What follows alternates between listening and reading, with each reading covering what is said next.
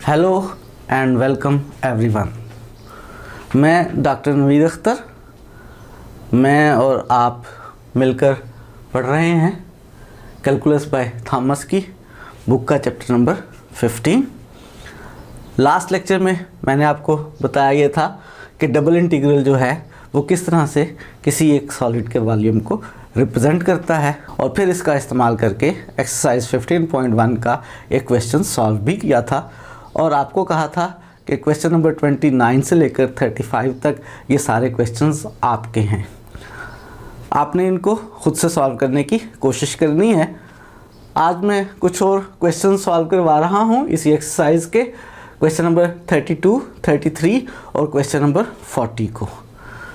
इसके बाद भी अगर आपको एक्सरसाइज 15.1 में कोई मुश्किल पेश आए, कोई प्रॉब्लम हो, कोई क्वेश्चन आपसे सॉल्व ना हो रहा हो, कोई बात समझ ना आ रही हो, तो आप हमारे चैनल के व्हाट्सएप नंबर पे हमें मैसेज करके हमारे साथ डिस्कशन कर सकते हैं। हम अपनी भरपूर कोशिश करेंगे कि आपकी मदद कर सकें। स्टार्ट करते हैं आज का लेक्चर।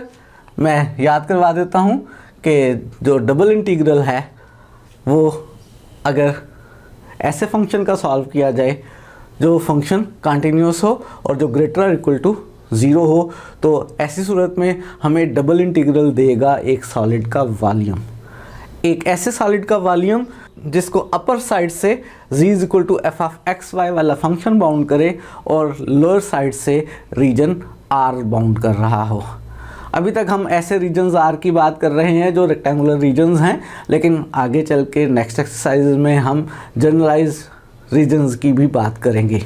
तो बहरहाल ये वाला डबल इंटीग्रल जो है वॉल्यूम को रिप्रेजेंट करता है। और डबल इंटीग्रल सॉल्व कैसे किया करते हैं, अगर हमारे पास जो function F of x Y है वो कंटिन्यूस हो ओवर द रीजन R, तो हम डबल इंटीग्रल को इन दो में से किसी भी आइटरेटेड इंटीग्रल की मदद से सॉल्व कर सकते हैं। एक्सरसाइज 15.1 के क्वेश्चन नंबर 29 से 35 तक आप सॉल्व कर सकते हैं। इनमें से मैं आज इस वक्त करवा रहा हूँ आपको क्वेश्चन नंबर 32।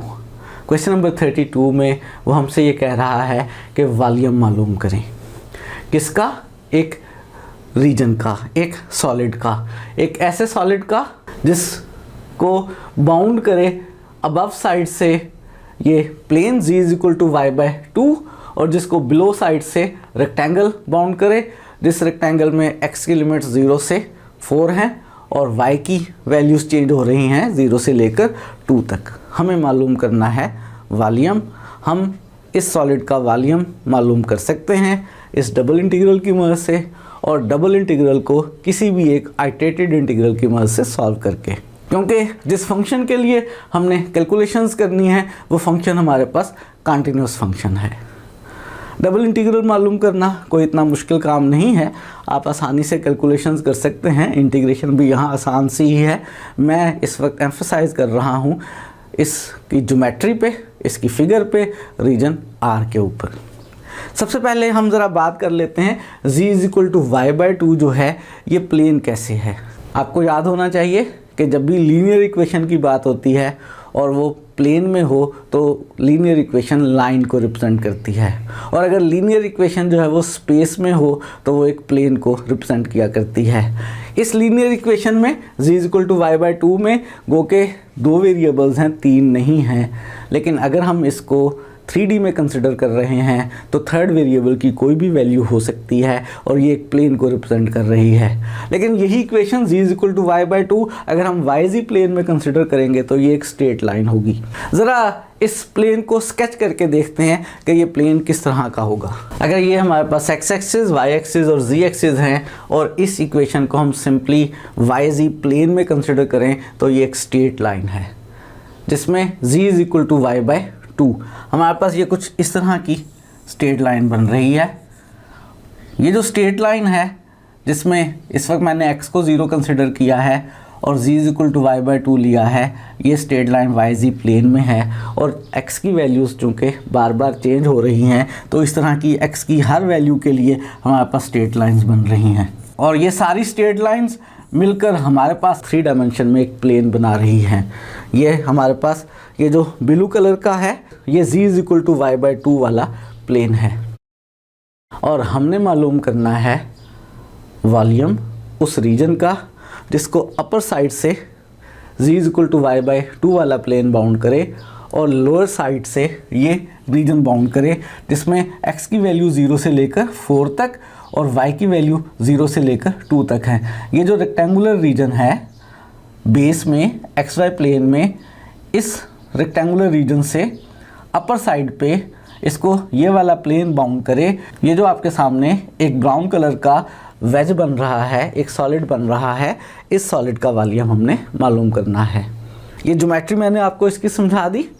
फिलहाल हमें इस क्वेश्चन को सॉल्व करने के लिए इस ज्योमेट्री की समझ ना भी आए तो कोई ज़रूरी बात नहीं है ज्योमेट्री को समझना, लेकिन जैसे जैसे हम आगे बढ़ेंगे और मज़ीद मल्टीपल इंटीग्रल्स को सॉल्व करेंगे और हमारे पास रीजन्स जो है वो रेक्टेंगुलर नहीं बल्कि जनरलाइज्ड होंगे, तो ऐसी सूरत में और ट्रिपल इंटीग्रल सॉल्व करते हुए हमें इन सरफेसेस को, इनकी पिक्चर्स को स्टडी करना बहुत ज़रूरी होगा। फ़िलहाल हम इस क्वेश्चन को सॉल्व करने लगे हैं।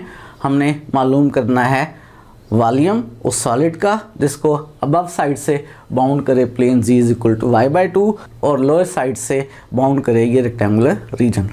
और वॉल्यूम मालूम करने के लिए हम double integral F of x Y D A को सॉल्व करेंगे। यहाँ पे एफ ऑफ एक्स वाई क्या है, हमें मालूम है कि एफ ऑफ एक्स वाई जी के इक्वल हुआ करता है और यहाँ पे जी की वैल्यू वाई बाई 2 है, यानी हमारे पास जो एफ ऑफ एक्स वाई है वो वाई बाई 2 है। अब हमें डबल इंटीग्रल मालूम करना है और डबल इंटीग्रल हमें देगा वॉल्यूम। इस डबल इंटीग्रल को हम मालूम कर सकते हैं किसी भी एक आइटरेटेड इंटीग्रल की मदद से, और यहाँ पे मैं इस डबल इंटीग्रल को मालूम कर रहा हूँ जिसमें आउटर इंटीग्रल जो है मैं विद रिस्पेक्ट टू x ले रहा हूँ। x की लिमिट्स 0 से 4 हैं और इनर इंटीग्रल जो है वो मैं विद रिस्पेक्ट टू y ले रहा हूँ जिसकी लिमिट्स 0 से 2 हैं। और यहाँ मुझे लिखना है f ऑफ एक्स वाई और f ऑफ एक्स वाई है हमारे पास y बाई 2। अब मुझे इस इंटीग्रल को एवेल्यूएट करना है और इस इंटीग्रल को एवेल्यूएट करके मेरे पास वॉल्यूम आ जाएगा इस सॉलिड का।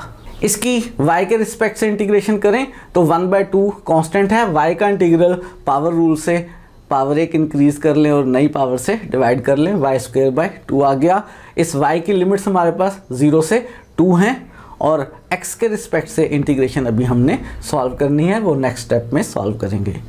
x के रिस्पेक्ट से इंटीग्रेशन सॉल्व करने से पहले हम इसमें y की लिमिट्स पुट करेंगे। ये 2 2 4 बन जाएगा, 1/4 हो गया। y की जगह अपर लिमिट 2 पुट करेंगे तो 2 का स्क्वायर 4 आ गया, माइनस फार्मूले का y की जगह लोअर लिमिट 0 पुट करेंगे तो 0 आ गया। और x के रिस्पेक्ट से अभी हमने इंटीग्रेशन सॉल्व करनी है और हमें मिलेगा फाइनली वॉल्यूम। अब इसकी इंटीग्रेशन करनी है हमने x के रिस्पेक्ट से, 4 4 से कैंसिल हो गया, 1 आ गया और 1 का इंटीग्रल x के रिस्पेक्ट से x आ जाएगा और इसकी लिमिट्स 0 से 4 हैं। लिमिट्स सब्स्टिट्यूट करते हैं, 4 - 0 यानी 4 मेरे पास वॉल्यूम आ गया। हमने वॉल्यूम कैलकुलेट कर लिया इस सॉलिड का जिसको लोअर साइड से ये रेक्टेंगल बाउंड कर रही है और अपर साइड से z is equal to Y by 2 वाला प्लेन बाउंड कर रहा है। और वॉल्यूम के हमेशा यूनिट्स भी लिखा करते हैं और वॉल्यूम के यूनिट्स हुआ करते हैं क्यूबिक यूनिट्स। तो हमारे पास इस सॉलिड का वॉल्यूम आ गया है 4 क्यूबिक यूनिट्स। और एक्सरसाइज का एक और क्वेश्चन सॉल्व कर रहे हैं। एक्सरसाइज आपको याद होना चाहिए, हम 15.1 सॉल्व कर रहे हैं और उसका क्वेश्चन नंबर 34 सॉल्व करने लगे हैं। एक दफ़ा फिर हमने मालूम करना है वॉल्यूम उस रीजन का जिसको अबव साइड से बाउंड करें ये वाली surface z is equal to 4 - y² और बिलो साइड से बाउंड करे रेक्टेंगल जिसमें x की वैल्यू 0 से 1 तक है और y की वैल्यू 0 से 2 तक है। एक दफ़ा फिर वॉल्यूम मालूम करने के लिए बहुत आसान सा फार्मूला कि वॉल्यूम डबल इंटीग्रल से, और डबल इंटीग्रल इन दो में से किसी भी एक आइटरेटेड इंटीग्रल की मदद से सॉल्व किया जा सकता है। और चूंकि रीजन रेक्टेंगुलर है तो हमारे लिए बहुत आसान है कैलकुलेशंस। लेकिन मेरी ख्वाहिश है हमें इस सॉलिड का भी पता चलना चाहिए जिस सॉलिड का हम वॉल्यूम मालूम कर रहे हैं। उसके लिए स्केच करना है मुझे सरफेस को, z is equal to 4 - y² वाली सरफेस को। अगर हम बात करें इस 4 को छोड़ के z is equal to -y² की, तो ये हमारे पास एक इक्वेशन है जिसमें दो वेरिएबल्स हैं, एक वेरिएबल की पावर 2, एक वेरिएबल की पावर 1 है। ये एक पैराबोला बन रहा है YZ प्लेन में, और z is equal to minus Y square में ये इस तरह का पैराबोला बन रहा है। और जब हम z is equal to 4 minus Y square करें तो ये पैराबोला 4 यूनिट्स अबव चला जाएगा। YZ प्लेन में ये इस तरह का पैराबोला बन रहा है। लेकिन अगर हम इसकी बात करें कि ये इक्वेशन 3 डायमेंशन में है तो साथ में x भी मौजूद है, और अगर साथ में x भी मौजूद है तो ये x इज इक्वल टू 0 की वैल्यू के लिए पैराबोला बना है। इस तरह से x की हर वैल्यू के लिए हमारे पास पैराबोलाज बनते चले जाएंगे, और हमारे पास जो है वो एक सरफेस जो है वो बन जाएगी z is equal to 4 minus Y square से। और ये सरफेस जो है हमारे पास कुछ इस तरह की होगी, ये जो आपको पर्पल कलर में नज़र आ रही है। अबव साइड से ये सरफेस बाउंड कर रही है और लोअर साइड से बाउंड कर रही है ये रेक्टेंगल, जिसमें x की वैल्यू 0 से 1 और y की वैल्यू 0 से 2 है। और हमने मालूम करना है उस सॉलिड का वॉल्यूम जिसको लोअर साइड से ये रेक्टेंगल बाउंड करे और अपर साइड से जो है ये वाली सरफेस बाउंड करे। तो ये जो हमारे पास सॉलिड बनेगा जिसको अपर साइड से इस z equal to 4 minus Y square वाली सरफेस में से ब्लू वाला पार्ट बाउंड करेगा, लोअर साइड से ये रेक्टेंगल बाउंड करेगी, तो हमारे पास ओवरऑल जो है कुछ इस तरह की जो है शेप बनेगी।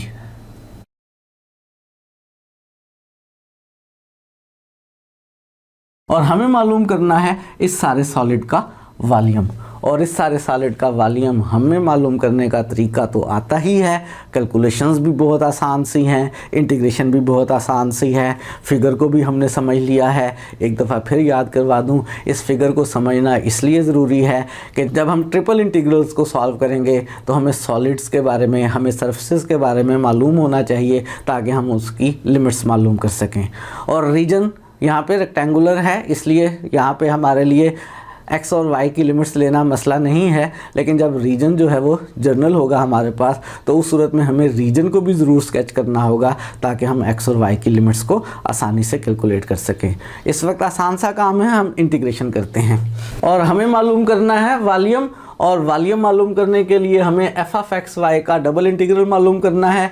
यहाँ क्वेश्चन में हमें एफ ऑफ एक्स वाई नहीं दिया हुआ, हमें मालूम है g is equal to F of x y हुआ करता है, और जी यहाँ पे 4 माइनस वाई स्क्वेयर है, तो F of x Y basically हमारे पास 4 माइनस वाई स्क्वेयर है। और मालूम करना चाहते हैं वॉल्यूम, और हमें मालूम है वॉल्यूम जो है इस डबल इंटीग्रल के इक्वल है, और इस डबल इंटीग्रल को हम किसी भी एक आइटरेटेड इंटीग्रल की मदद से सॉल्व कर सकते हैं, बशर्ते कि जिस फंक्शन के लिए हम इसको सॉल्व कर रहे हैं वो कंटिन्यूस है। और z is equal to 4 minus Y square वाला जो फंक्शन है वो कंटिन्यूस है। आप इसकी कंटिन्यूटी को बहुत आसानी से चेक कर सकते हैं, लेकिन यहाँ पे हमारा इस वक्त मेजर ऑब्जेक्टिव ये नहीं है कि हम कंटिन्यूटी को चेक करें। ये आसान सा पॉलिनोमियल फंक्शन है, कंटिन्यूस फंक्शन है, और हम मालूम करने लगे हैं इस वॉल्यूम को आइटरेटेड इंटीग्रल की मदद से सॉल्व करके।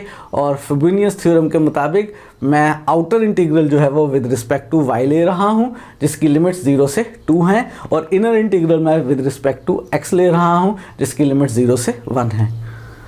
मैं किसी वक्त इनर इंटीग्रल x के रिस्पेक्ट से, आउटर इंटीग्रल y के रिस्पेक्ट से, और किसी वक्त इनर इंटीग्रल y के रिस्पेक्ट से और आउटर इंटीग्रल x के रिस्पेक्ट से ले लेता हूँ। क्या इसमें कोई प्रॉब्लम तो नहीं है?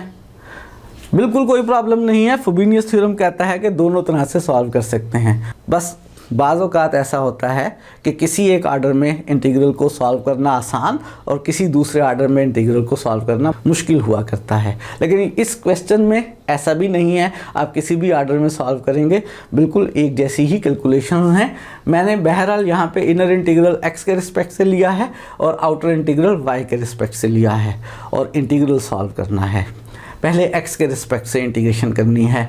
4 माइनस वाई स्क्वेयर जो है उसको हमने कांस्टेंट के तौर पर लेना है। 4 माइनस वाई स्क्वेयर कांस्टेंट है, 1 की इंटीग्रेशन x के रिस्पेक्ट से जो है वो x आ जाएगी, और इसमें x की लिमिट 0 से 1 है, और y के रिस्पेक्ट से जो इंटीग्रल है वो हम नेक्स्ट स्टेप में सॉल्व करेंगे। और y के रिस्पेक्ट से इंटीग्रल सॉल्व करने से पहले इन लिमिट्स को सॉल्व करेंगे। और याद रहे ये लिमिट्स x की जगह लिखनी है। x की जगह पहले अपर लिमिट 1 लिखनी है, माइनस x की जगह लोअर लिमिट 0 लिखनी है। जब हम 4 माइनस वाई स्क्वायर को एज इट इज़ रखेंगे और x की जगह अपर लिमिट 1 लिखेंगे, माइनस लोअर लिमिट 0 लिखेंगे, तो 1 minus 0 into 4 minus Y square आ जाएगा। और हमें इसकी इंटीग्रेशन करनी है विद रिस्पेक्ट टू y। और with respect to y integration करने से पहले हम ऐसा करते हैं, 1 के साथ इसकी मल्टीप्लिकेशन कर लेते हैं। तो ये सिंपली 4 माइनस वाई स्क्वायर है और इसकी इंटीग्रेशन y के रिस्पेक्ट से करनी है। और सम या डिफरेंस हो तो इंटीग्रेशन कैसे किया करते हैं, हर टर्म की अलग अलग इंटीग्रेशन किया करते हैं। फर्स्ट टर्म में 4 कांस्टेंट है, 1 का इंटीग्रल y आ जाएगा। और फिर माइनस सेकंड टर्म में y स्क्वायर की इंटीग्रेशन कौन से रूल से होगी? जी बिल्कुल सही, पावर रूल से। y की पावर 1 इंक्रीज कर लेंगे, 3 हो जाएगी और नई पावर से डिवाइड कर देंगे। और इसमें लिमिट सब्स्टिट्यूट कर लेते हैं। y की जगह अपर लिमिट 2 पुट की तो 4 2 ज़ा 8 हो गया, माइनस अपर लिमिट 2 पुट की तो 2 का क्यूब 8 हो गया, 8/3 आ गया। पहले अपर लिमिट पुट करने पे 8 माइनस 8/3 आ गया, माइनस लोअर लिमिट y की जगह 0 पुट किया तो 0 माइनस 0 आ गया। और 8 में से 8 माइनस 3 को माइनस करेंगे तो ये 16/3 आ जाएगा। ये हमारे पास वॉल्यूम आ गया उस सॉलिड का जिसको अपर साइड से ये वाली surface g is equal to 4 minus Y square bound कर रही है और लोअर साइड से ये रेक्टेंगुलर रीजन बाउंड कर रहा है। और वॉल्यूम आया है इसका 16/3 क्यूबिक यूनिट्स। तो इसी तरह से बाकी क्वेश्चंस को आप खुद सॉल्व करेंगे। और फिर एक दफ़ा याद करवा दूं, डिस्क्रिप्शन में हमारे चैनल का व्हाट्सएप नंबर मौजूद है। कोई भी मसला हो तो हमारे साथ आप डिस्कशन कर सकते हैं। और आज के लेक्चर में लास्ट में हम एक्सरसाइज का क्वेश्चन नंबर 40 जो है उसको सॉल्व कर रहे हैं। हमें गिवन ये है इस क्वेश्चन में कि एफ ऑफ एक्स वाई जो है वो कंटिन्यूस फंक्शन है over the region R. Region R जो है वो रेक्टेंगल है, x between a and b और y between c and d। और हमें गिवन ये है कि जब हम इस f का इंटीग्रल मालूम करते हैं ओवर दिस रेक्टेंगुलर रीजन तो वो capital f of x Y के इक्वल है। और ये integral on the interior of the region r है। और हमें मालूम करने हैं सेकंड ऑर्डर के पार्शियल डेरिवेटिव्स इस कैपिटल f फंक्शन के f एक्स वाई और f वाई एक्स। हमें एक फंक्शन कैपिटल f दिया गया है। ये कैपिटल f जो है वो स्मॉल f के ओवर द रीजन r के इंटीग्रल के इक्वल है। हमें इस कैपिटल f के पार्शियल डेरिवेटिव्स सेकंड ऑर्डर के ये दोनों मालूम करने हैं। अगर हमें कोई फंक्शन दिया गया हो जो किसी दूसरे फंक्शन के इंटीग्रल से बन रहा हो तो क्या हम उसका डेरिवेटिव मालूम कर सकते हैं? ये हम प्रीवियस क्लासेस में, प्रीवियस कोर्सेज में पढ़ चुके हैं। हम ऐसा काम कर सकते हैं। अगर आपके पास एक फंक्शन स्मॉल f दिया हुआ है, वो फंक्शन जो है रिमान इंटेग्रेबल है, उसका इंटेग्रल मालूम किया जा सकता है। अगर आप उसका इंटेग्रल a से x पे मालूम करते हैं ft dt और इस इंटेग्रल का आंसर कैपिटल F रख लेते हैं तो इस कैपिटल F का डेरिवेटिव मालूम किया जा सकता है। अगर स्मॉल f किसी पॉइंट x0 के ऊपर कंटिन्यूस हो तो कैपिटल F का इस x0 पॉइंट के ऊपर डेरिवेटिव इस स्मॉल f ऑफ x0 के इक्वल होगा। अगर हमें कोई function capital F small f के इंटीग्रल a टू x की मदद से दिया हो और ये फंक्शन जो स्मॉल f है ये पॉइंट x0 पे कंटिन्यूस हो तो कैपिटल F का x0 पे derivative small f of x0 के इक्वल होगा। और अगर फ़र्ज़ करें जो फंक्शन f है जिसको इंटीग्रेट किया गया है वो हर पॉइंट पे कंटिन्यूस हो तो कैपिटल F का हर पॉइंट के ऊपर जो डेरिवेटिव है f डैश x वो स्मॉल f ऑफ x के इक्वल होगा। इस थ्योरम का हम इस्तेमाल करेंगे। हमें अगर गिवन हो कि फंक्शन f का a to x integral capital F के इक्वल है तो कैपिटल F का डेरिवेटिव इस स्मॉल f के x के ऊपर वैल्यू के इक्वल होगा। और याद रहे कि ये जो हमें कैपिटल F इस आइटरेटेड इंटीग्रल की मदद से दिया गया है, हम इसको दूसरे आइटरेटेड इंटीग्रल की मदद से भी लिख सकते हैं। क्योंकि हमारे पास जो स्मॉल f है जिसका आइटरेटेड इंटीग्रल हमने हल करना है वो हमें कंटिन्यूस गिवन है। और फ्रोबेनियस कहता है कि ऐसी सूरत में इस आइटरेटेड इंटीग्रल को इस आइटरेटेड इंटीग्रल में तब्दील कर सकते हैं और इस वाले को ऐसे तब्दील करके सॉल्व कर सकते हैं। दोनों आपस में इक्वल ही हुआ करते हैं। सॉल्यूशन स्टार्ट करते हैं। हमें जो फंक्शन गिवन है capital F of x Y वो आइटरेटेड इंटीग्रल्स की फॉर्म में गिवन है।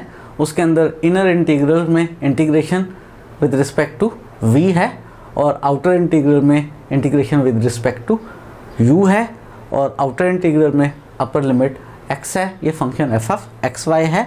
अगर मैं इस इनर इंटीग्रल के आंसर को एक फंक्शन कंसिडर करूं और फंक्शन कंसिडर करूं ऑफ वेरिएबल u, तो बेसिकली मेरे पास जो आउटर इंटीग्रल है उसमें u के रिस्पेक्ट से इंटीग्रेशन है और उसमें लोअर लिमिट a और अपर लिमिट x है। इसको हम इस तरह से अगर देखें कि इंटीग्रेशन वेरिएबल t के रिस्पेक्ट से है, अपर लिमिट x है और आंसर वाले फंक्शन का नाम f ऑफ x है, तो इस फंक्शन कैपिटल F का जो डेरिवेटिव है x के ऊपर, अगर जिस फंक्शन को इंटीग्रेट कर रहे हैं वो x के ऊपर कंटिन्यूस है तो वो इंटीग्रेंड के में वेरिएबल t की जगह x पुट करने से आ रहा है।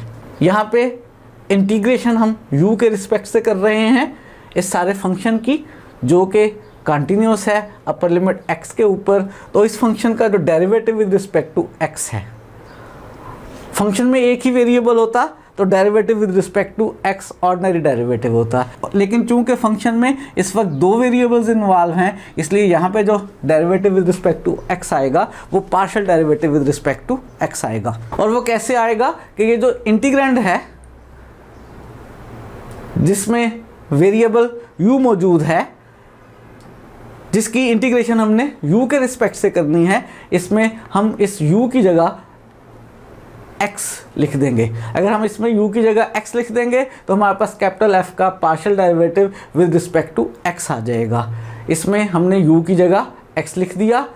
अब हमारे पास कैपिटल F का partial derivative with respect to x मौजूद है। ये फंक्शन भी एक इंटीग्रल की मदद से हासिल हो रहा है जिसमें इंटीग्रेशन हम वेरिएबल v के रिस्पेक्ट से कर रहे हैं और इंटीग्रल की अपर लिमिट y है। इसमें हम इस फंक्शन का derivative with respect to y मालूम कर सकते हैं इसी रूल की मदद से। किस तरह से? ये जो फंक्शन जिसकी हम इंटीग्रेशन कर रहे हैं इस फंक्शन में हम वेरिएबल v की जगह अपर लिमिट y लिख लें तो इस फंक्शन का derivative with respect to y आ जाएगा। और चूंकि इस फंक्शन में x भी मौजूद है तो ये पार्शियल डेरिवेटिव होगा, ये ऑर्डिनरी डेरिवेटिव नहीं होगा।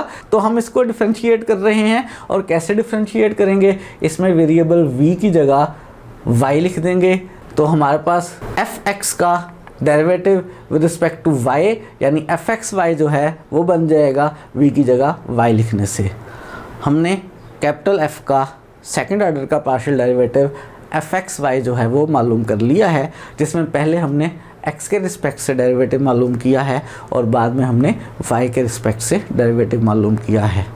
इसमें हमने पहले अज्यूम किया कि हम आउटर इंटीग्रल की बात करते हैं। इसमें इंटीग्रेशन जो है वो वेरिएबल u की है और इसका हम डेरिवेटिव निकाल सकते हैं अपर लिमिट x के ऊपर, जो कि पार्शियल डेरिवेटिव होगा fx। और ये कैसे आएगा कि जिस वेरिएबल u के रिस्पेक्ट से इंटीग्रेशन कर रहे थे उस वेरिएबल u को हमने रिप्लेस कर दिया x के रिस्पेक्ट से।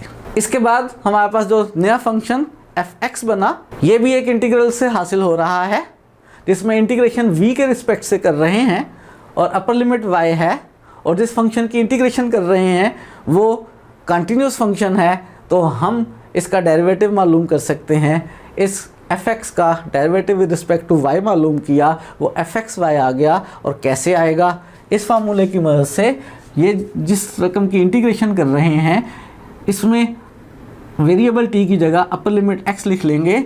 यहाँ पे integration with respect two variable v कर रहे हैं तो v की जगह अपर लिमिट y लिख लेंगे। fxy जो है ये आंसर आ गया मेरे पास।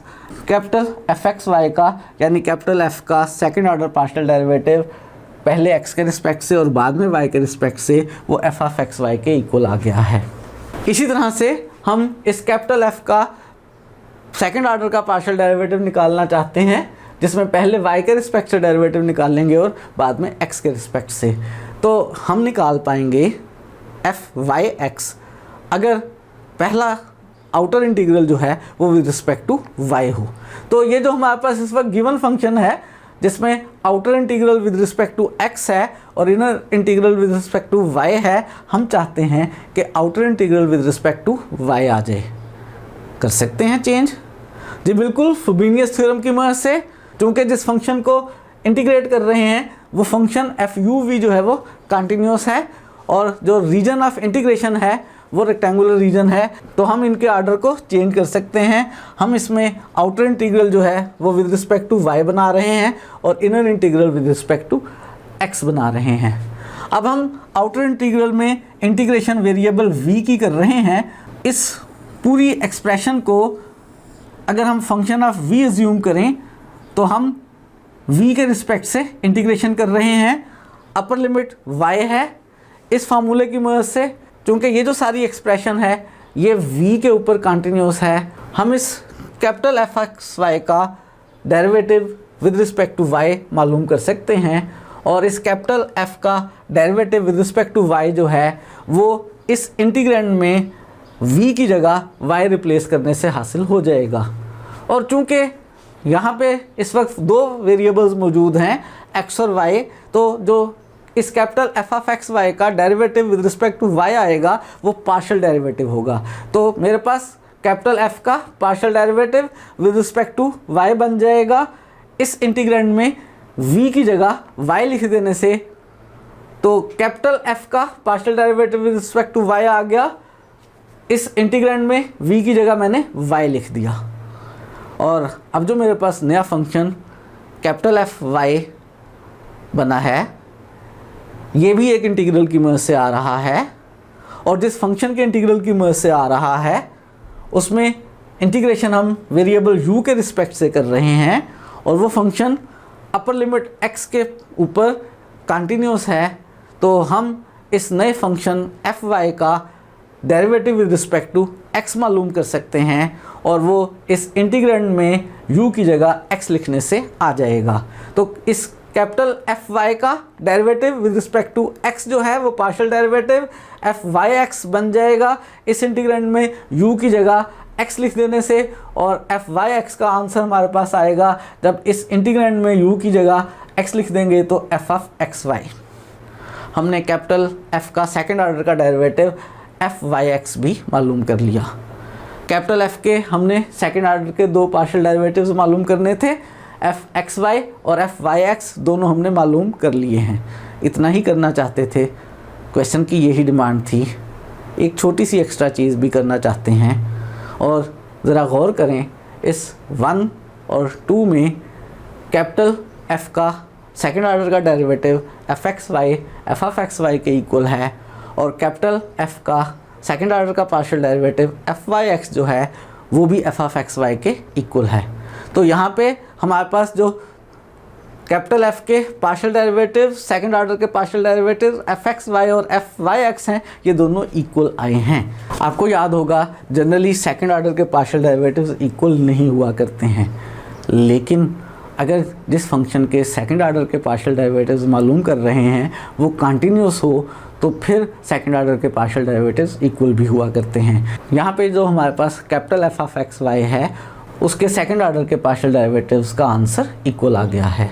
आज हमने कुछ क्वेश्चंस में डबल इंटीग्रल की मदद से कुछ रीजन्स का वॉल्यूम कैलकुलेट किया है और इसके अलावा एक फंक्शन जो कि किसी एक कंटिन्यूस फंक्शन की आइटरेटेड इंटीग्रेशन से बना था उसके सेकंड ऑर्डर के पार्शियल डेरिवेटिव्स f(y)(x) और f(x)(y) कैलकुलेट किए हैं।